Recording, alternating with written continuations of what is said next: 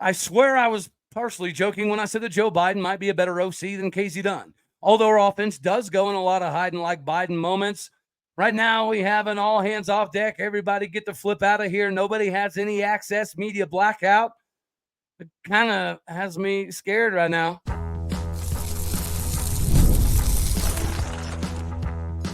You are Locked On Oklahoma State, your daily podcast on the Oklahoma State Cowboys, part of the Locked On Podcast Network, your team every day.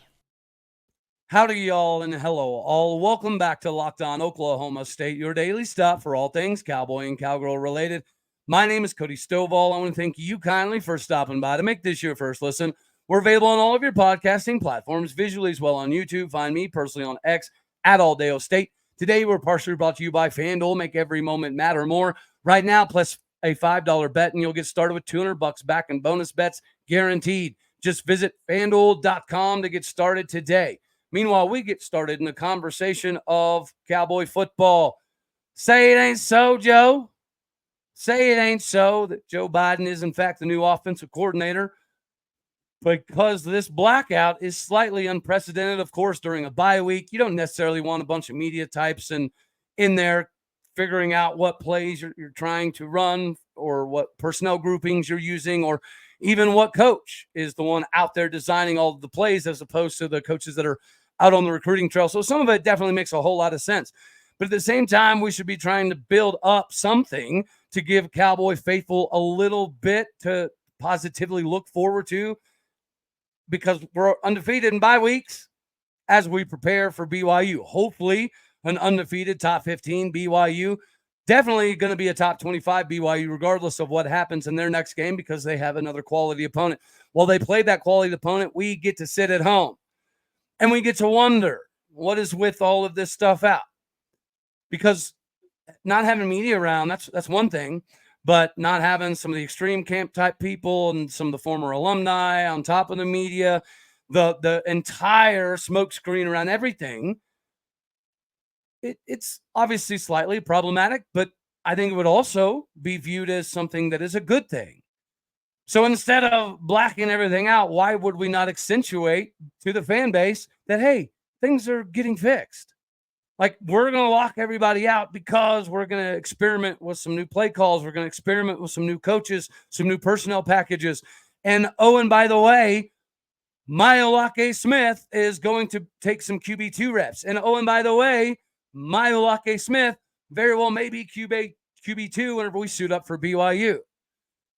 Instead of hiding it, I don't know why we would not be, raising up the fact that we have another quarterback that is good enough to get it done, at least from an athletic perspective, a talent perspective.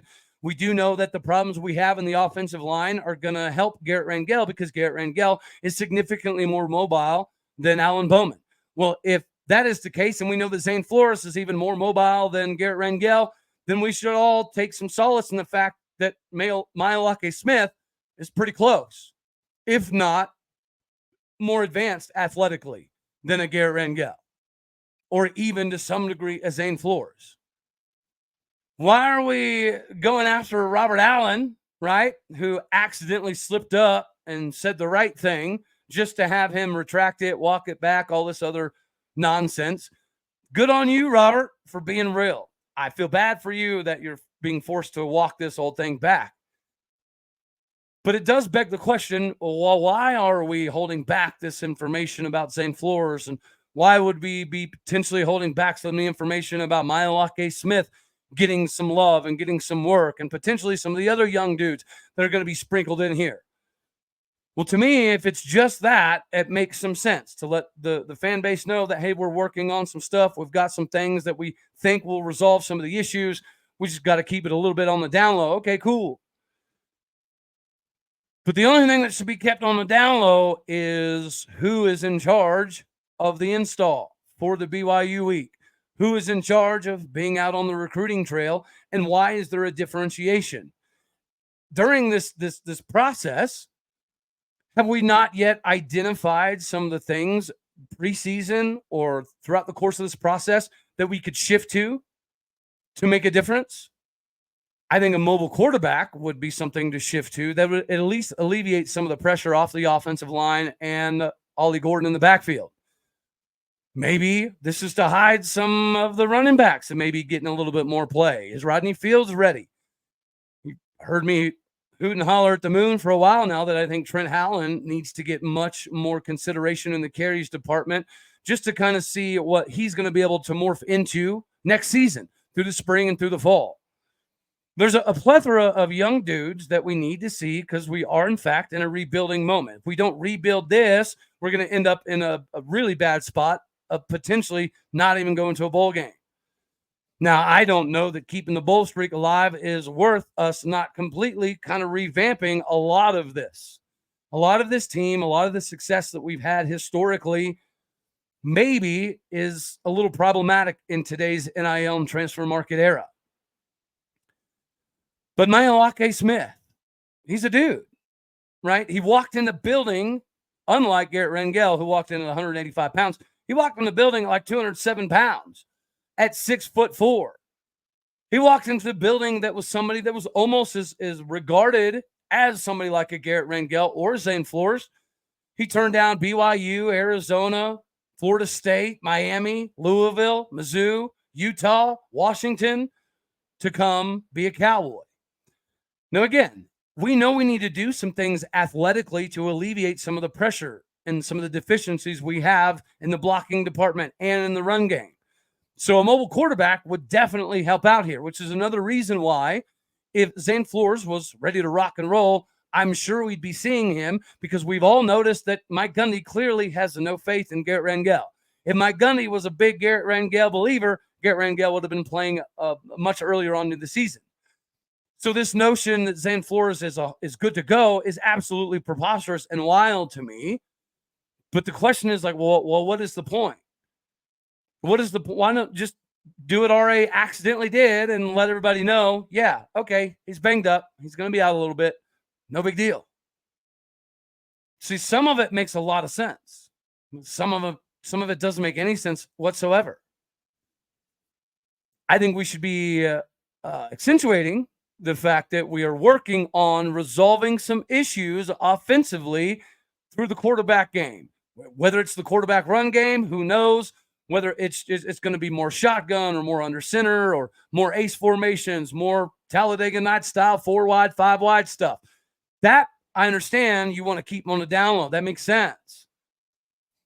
But nobody should be upset if Zane has a boo-boo and Mailake Smith is now going to get a little bit of play because we're one injury away from that being the case. We're a couple of really bad series from Garrett Rangel away from that being the case. So again, instead of not talking about it and pretending that Zane is out there rocking and rolling and kicking wazoo, why not just get excited for Mailake Smith? Why not get excited for some of the underclassmen, the other underclassmen? I know words are hard for me. Why not get pumped up for what we could potentially be seeing against BYU? Unless there's coaching changes. Like nobody on the sidelines, including alumni that get to typically come through and watch practices, those dudes are booted out too. So that tells me it's not just about Mailake Smith. It's not just about Trent Hallen or Ollie Gordon or Alan Bowman. It tells me that there's something deeper here that they don't want anybody to know. And that leads me to believe that there will, in fact, be a different coach calling the plays when we do play BYU. And once again, that's not a bad thing. Mailake Smith, if he is QB2, not a bad thing. It just means that we know that Zane's a little banged up. Just like we seemingly know that if Zane wasn't banged up, he would be the dude. Because somebody in that coaching staff or a group of people or maybe a dude, I don't know. But there's clearly not been a consensus about Garrett Rangel being the guy to come in to fix things. So if Zane was good to go, I think that we'd be seeing Zane on the field. But Mailake Smith, athletically and size-wise, provides a lot of the same things that Zane Flores did, other than the understanding of the offense. But sometimes, athletically, freshmen find a way to catapult themselves into a very good position because of what they can do with the football in their hand and without the football in their hand. Again, these young cats are willing to potentially play a little bit harder, to do a little bit more, to throw their bodies around a little bit more recklessly because the playing time is so significant for them. The proving themselves is so significant to them. So, yeah, it is what it is. This is where we seem to be. So, we will talk about some of the other young fellas, but we'll also talk about this new ad that I think is possibly the greatest we've ever done. You know what's coming. It's Roy, R-O-Y, Return on You. This is the most revolutionary product that I think we've been able to kind of jump behind here with Locked On. So, all right, Cowboy fans, it is time for the Roy Player of the Week. The Roy app lets you directly support your favorite student athletes, unlike collectives where you make a donation and it goes to a general fund. Roy lets you choose the specific athlete that you want to support. You back the players that you care about the most. And in return, you will get exclusive content after the season, like personal videos and personal updates. And the best part, it's all risk-free. If the athlete transfers or doesn't create the content, then you get all of your money back. This week, you already know the drill. I'm choosing G13 Garrett Rangel for his assertion of hopefully dominance against BYU. I've already contributed to his campaign with Roy, and I want you to join me by making a payment of as little as $10. When that's enough to contribute and you have enough dollar bills to make it happen, it's about the message that we can send to Garrett together. Our collective support will help him stay more connected to the school. Plus, Roy is doing their part in bringing fans closer to their schools and athletes with an exciting giveaway. Right now, Roy is giving one lucky fan 2 tickets to any game of their choice in November. To enter, all you have to do is download a Roy in the app or Google store. Use a code Locked On when signing up. And when you're entered already on Roy, well, then it's even more simplistic because then you just make a payment to any athlete's campaign that you want to be automatically entered in for. There's no purchase necessary. Void where prohibited. Make sure that you go to joinroy.com for the official rules. Download Roy and try it out today. There's no subscription, no reoccurring fees, and you can do this for as little as $10 to get into the NIL game specifically for you to specifically support your favorite players. This is the way. This is the change, and Roy is the way that you can support the players and effectively change the game.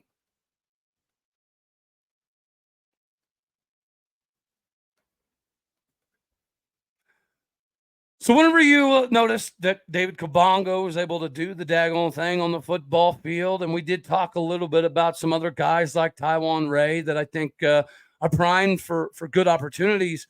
Whenever you're getting a little bit thin at linebacker and you know you have some deficiencies on the defensive line, this is a perfect time to get some of the younger guys mixed into the bunch. We all know that you do have 4 games that you can play that do not count against you. Now, traditionally, you want to save some of that for the end of the season so that way, you know, they can play some games, get some time on the field before you start preparing for the bowl game, postseason, Big 12 title, whatever it may be. But the preparing for all that fun stuff is kind of null and void if you don't even get to a bowl game. So saving the dudes for the end of the season to roll them into the postseason preparations, it kind of needs to happen now. And as we saw from David Kabongo, these guys could potentially bring a little bit of a different flavor. And think that could be applicable on the offensive line as well. We know what this group has been able to do, and it's been pretty underwhelming. I do think that Isaiah Glass is going to be a really integral part of this offensive line moving forward. Don't know if Austin Koecki is going to be the next guy at center or if it's going to be Jacoby Sanders. But Jacoby Sanders, being the big mountain of a man who can take on Colin Clay and Justin Kirkland in practice, he should have his opportunity here before too long, but maybe we need to see a little bit more of what we have with some of the other guys. Whenever it goes to guard, like scoot Noah McKinney over, have some of that dirty, ugly, mean, nasty. When it comes to tackle, right? Jack and Dean. Last year was a freshman that was competing for time at the 3 deep. Let's see if he plays with a little more intensity than the current starters. I think the defensive line, we know what Aiden Kelly can do from a physical standpoint, but we don't know what it looks like on the field. Well, we also know what Justin Kirkland can do from a physical standpoint, and we also know that it's not exactly translating on the field. So why are we not seeing some Aiden Kelly action? Defensive end. I'm a big Deshaun Brown fan, and I'm a big Jaleel Johnson fan. But it ain't happening, Captain. So schematically, I know that they have some limitations that Brian Nardo needs to get figured out. But in the meantime, could you maybe not give us a little bit of that Landon Dean action? Give us a little bit of that young version of Brock Martin? It could work out. I mean, maybe we needed to see a little bit more of Gabe Brown. Guys, I mean, because Kendall Daniels, he's NFL specimen. But the IQ and the eye discipline just does not seem to be taking effect. And maybe it's going to take more time. That's okay. But maybe it's time to see some of the other guys. We have some issues out on the perimeter at times. I think Cam Smith is adequately sized to handle some of that. But why not see what Jacoby Oliphant can do? 6'4", 195-pound corner. Why not see what RJ Lester can do? He's been able to bide his time a little bit and put in the work. I think we've seen a decent amount of Sessi Vailahi. I don't know that we've seen the best of Sessi quite yet, but we haven't not seen enough Trent Howland. And I mentioned yesterday, like it would be unintelligent for Ollie Gordon to keep taking snaps behind this offensive line because that's just common sense. And this, I don't think it's a bad fan thing. What I would say would be the opposite is people condemning if Ollie were to make that decision. But regardless, he needs less carries because the carries that he is getting is not massively productive. We're not helping him get to the NFL. We're not helping him with his draft stock. We're not helping him with future NIL incentives. So, of course, I want him on the field, and I know he probably wants to be on the field. And with Garrett Rangel running QB1s, yeah, I think that's definitely a possibility. But why not see a little bit of Rodney Fields? Let's see if what we noticed in the spring is also applicable during the season.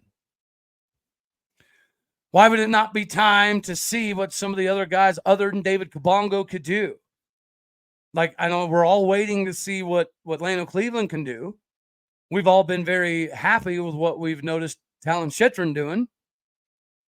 So maybe give Trey Griffiths a little bit of play. Let's see if Mason Gilkey can, take what he was able to do at Pahuska, add the body by glass system for a little while, and then flourish out on the football field. Tyke Andrews, the Rashawn Woods disciple from Enid, Oklahoma, who I think can do a lot of the same things that DeJuan Lofton is able to do.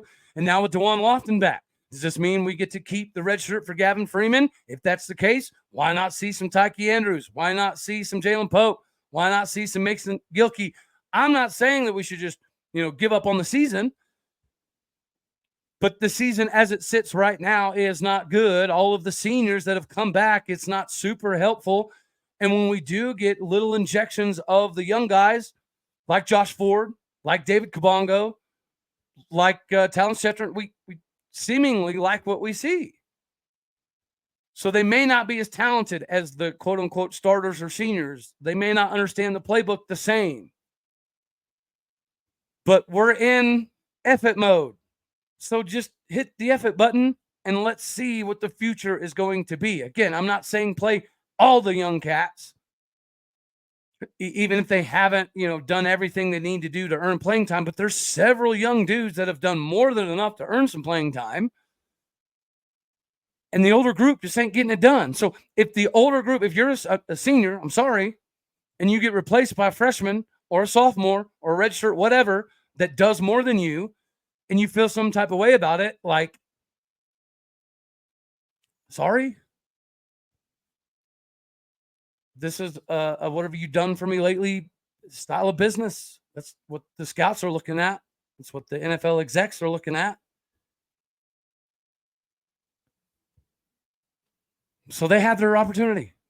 If you've been here for 4, 5, 6 years, and the product on the field means that there might be a young cat behind you that may be a little bit more worthy of snaps, then so be it. It's time for everybody to start swallowing their pride and just giving things the work, the credit, and the deserve that, I don't know, they need.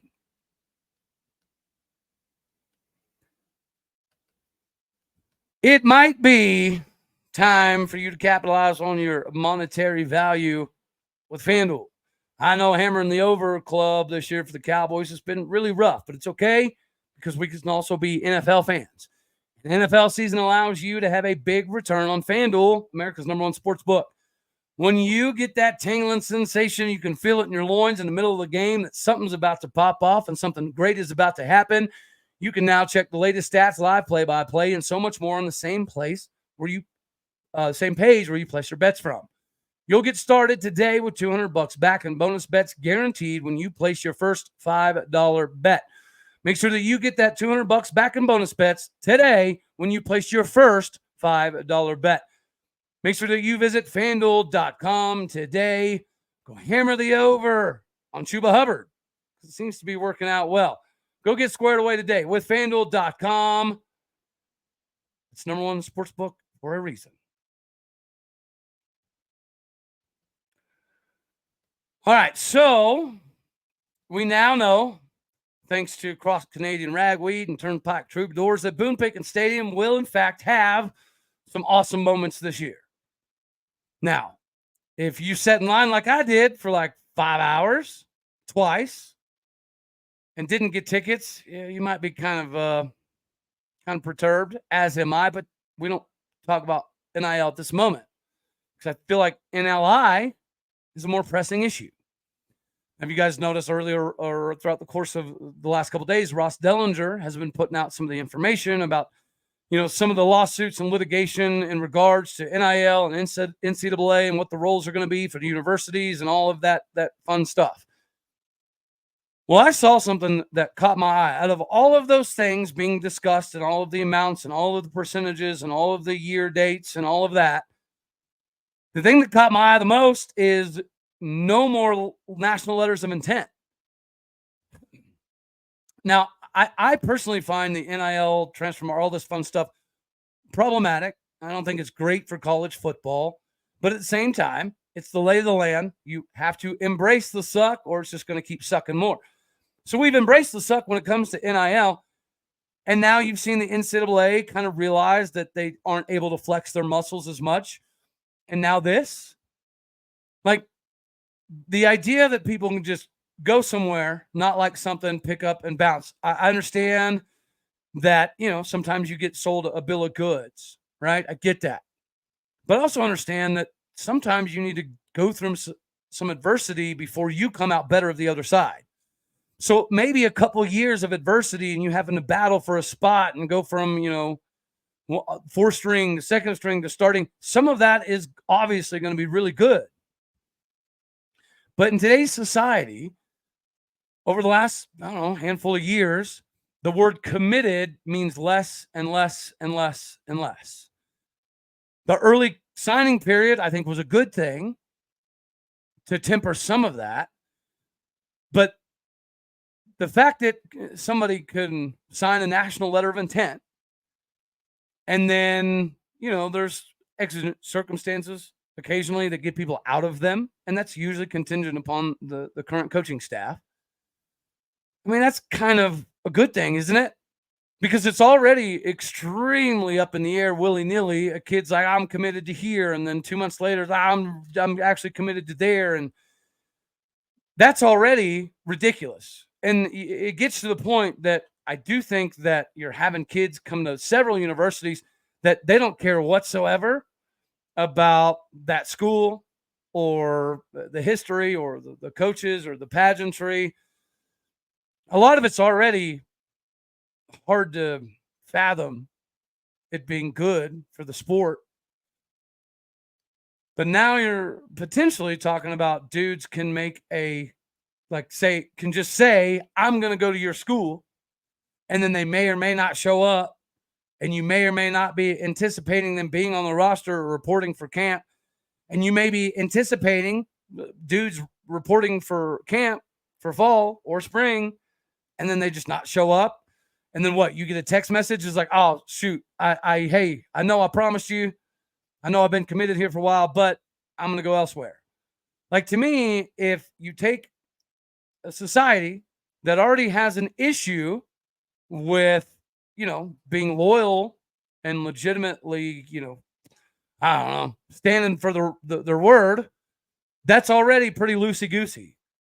And we're going to make it even easier for young kids to just, I'll do that. No, actually, I won't. I'll do that. No, actually, I won't. Without any commitment. I mean, it's already a big old SHIZZ show as it is. We needed guardrails of some degree to keep, this whole college football landscape somewhat in check. I don't think this helps at all. I think this actually makes everything worse. Oh, and before we leave, guys, I can't believe RA is getting beat down for him accidentally coming out and saying, yeah, the cat's out of the bag, Zane's hurt. And then having to retract it and walk it back and all that fun stuff. I actually feel for the dude right now because he's trying to give, or maybe he slipped up somehow, whatever. He's trying to give the fan base a little bit more of a connection and to have some understanding of some of the craziness and chaos that's taken place. And then he has to walk it back. So I feel for the dude. I don't think he should have to walk it back, nor do I think that his son, Zach Allen, should be getting chastised. We don't know if Zach Allen's good at his job or not. We don't, right? And I don't think it's fair to judge Zach Allen out on the recruiting trail and in the offensive lineman room because of, what his dad gets attached to or forced to attach himself to. So, yeah, I feel for RA, right? Which is odd after being told from O State Daily that I will never be taken seriously and I'll never have any connections and, that fun stuff to now, what was it? Feels like 45. Dustin Ragusa told me yesterday in DMs that I was a weirdo and I was a loser and he'll never be on my show. And he'd be surprised if anybody ever even watched or listened to my show. So with all this, evidently, I don't know, infighting, it's crazy that I feel bad for RA. Like, I don't think that he should be having to walk stuff back at the moment. Nor do I think that he should be part of this media blackout stuff. Do I love everything he puts out? No. Do I realize it's a lot of propaganda pushing? Yes. But I hate for him that when he does accidentally, right, journalistically, let the people know that, hey, yeah, we got a little problem here, that he gets shoved in the closet for it. So, as crazy as it sounds, I appreciate you, RA. I'm glad that you were at least willing to temporarily, accidentally, maybe even, let the people know that, yeah, it's not all gravy. It's not all rainbows and lollipops and orange Kool-Aid going on right now in Stillwater. It is what it is. But anywho, that's all we're going to have for this one right here. As always, I love you. God bless. Go Pokes. Thank you for tuning in to make this your first listen here in Locked On Oklahoma State. You could be anywhere, so happy you choose to be here. Like it if you like the daggone thing. Dislike if you don't. That's okay too. More importantly, share, comment, and subscribe. My podcast people out there, you know what to do. You're the bricks, the bread, the butter, the fountain, the fondue. You're all of it. Hit the stars. Do what you do. Leave a review. All righty, y'all. I think we're going to be out like a tube sock on this one. So, you know the drill. Later. my taters.